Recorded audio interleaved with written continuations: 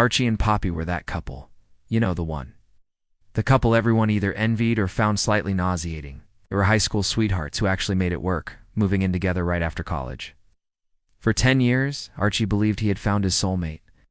He adored Poppy, building his entire world around her. He remembered her favorite coffee order, the way she scrunched her nose when she laughed, and the exact shade of blue that made her eyes sparkle. He was planning to propose a ring already hidden away in his sock drawer. Then, one rainy Tuesday evening, his world shattered. Archie came home early from a business trip, hoping to surprise Poppy. He was the one who got the surprise. He found her with someone else, his so-called best friend Mark, in their shared apartment. The silence that followed was deafening, broken only by Poppy's frantic, clumsy excuses.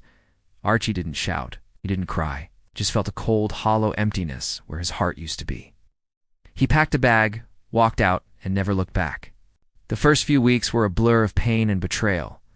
He stayed on a friend's couch, ignoring the hundreds of texts and calls from Poppy. She pleaded for forgiveness, claiming it was a mistake. But Archie knew a mistake is spilling coffee, not destroying a decade of love and trust. The anger came later, a slow burn that started in his gut and spread through his veins.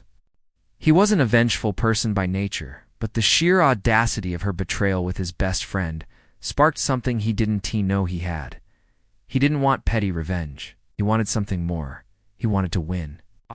Poppy had always been the social one, the one who curated their perfect life online. Archie was the quiet, steady background figure. He realized his power was in his silence.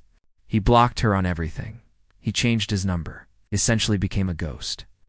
Meanwhile, Poppy's social media narrative started to crumble. Without Archie to take her perfect photos, her feed grew stale.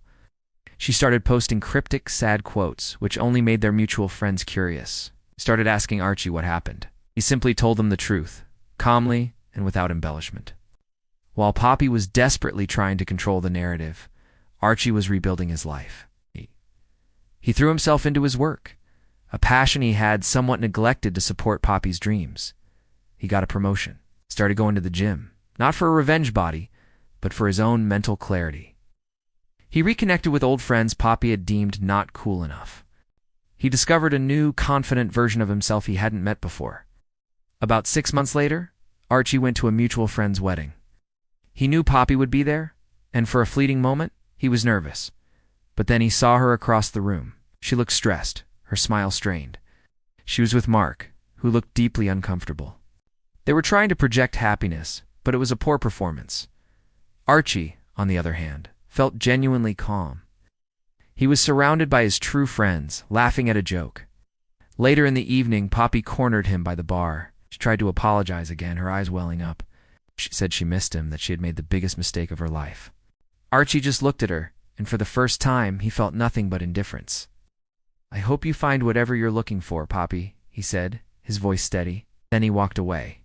He wasn't walking away in anger or sadness. He was walking toward his own future, a future he had built from the ashes of their past. That was his revenge. Not a fiery explosion, but the quiet, undeniable success of living his best life without her. It was so much sweeter.